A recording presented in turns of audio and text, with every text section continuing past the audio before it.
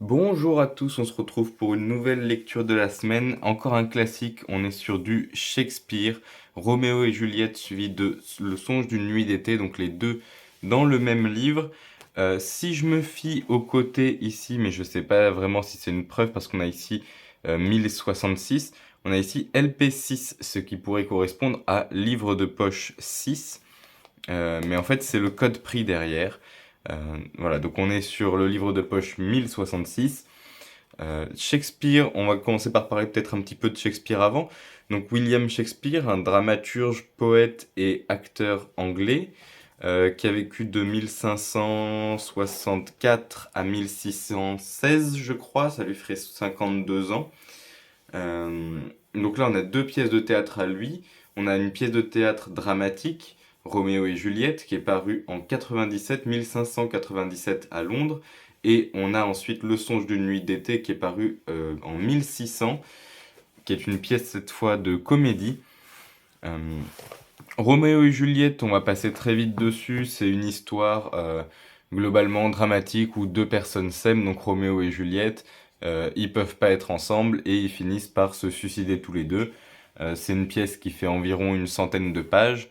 Et on a derrière du coup Le songe d'une nuit d'été qui est une autre pièce d'une centaine de pages si je dis pas de bêtises. On a le sommaire à la fin du livre de 115 à 188, donc non 70 pages plutôt, voire 65 pages. Ensuite on a des commentaires etc. Qui est donc une pièce de théâtre plutôt comédique qui se déroule à Athènes en Grèce, un petit peu moins connue que Roméo et Juliette selon moi, c'est pour ça que je vous la développe un peu plus.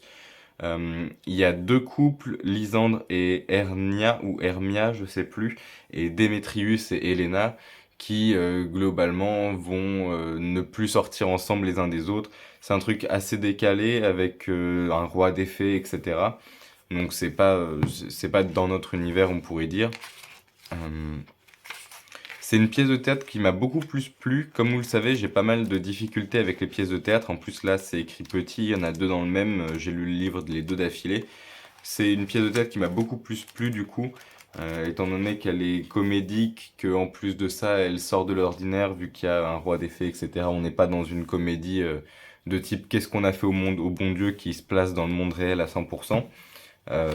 Donc j'ai eu beaucoup plus de facilité à la lire. Et je pense que ça peut être une bonne entrée en matière pour découvrir les pièces de théâtre et notamment tout ce qui va être un petit peu ancien et peut-être un peu plus difficile à lire et à apprécier de nos jours.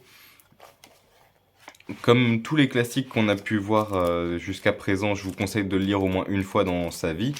On est quand même sur du William Shakespeare, donc quelqu'un qui est très connu, qui a fait de très bonnes œuvres.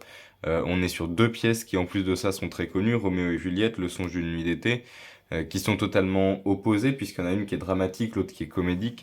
Donc je conseille vraiment ce genre de petit recueil avec les deux à l'intérieur, ou même deux autres pièces de théâtre, et celle-ci particulièrement peut être pas mal pour, en termes d'introduction. En termes d'introduction au théâtre, à la comédie et à la dramaturgie euh, et aux pièces de théâtre anglaises de Shakespeare particulièrement. C'est le genre de pièce aussi qu'on voit dans les cours de théâtre au collège, au lycée, etc., souvent revisité. Et comme je le disais, dans cette édition qui est l'édition 83, c'est ça, Librairie Générale Française, année 1983, on retrouve du coup une préface qui est suivie par Roméo et Juliette sur une centaine de pages, donc de la page 11 à la page 115, et Le songe d'une nuit d'été de la page 115 à 188. Derrière, on va avoir les commentaires de Roméo et Juliette et du songe d'une nuit d'été. Donc ça s'apparente plus à de l'étude de texte, quelque chose qu'on fait en français tout simplement. Et ensuite une chronologie sur les sorties des œuvres, etc. Euh, voilà, mort de Shakespeare, à Stratford, publication, privilèges accordés, etc. Une chronologie du coup de la vie de Shakespeare globalement, on pourrait dire. C'est un livre que j'ai trouvé assez intéressant, que je relirai probablement pas, mais voilà, que je pense qui est assez important, comme je vous l'ai déjà dit. C'est une lecture qui se fait assez facilement par rapport à d'autres, donc je le conseille au plus grand nombre.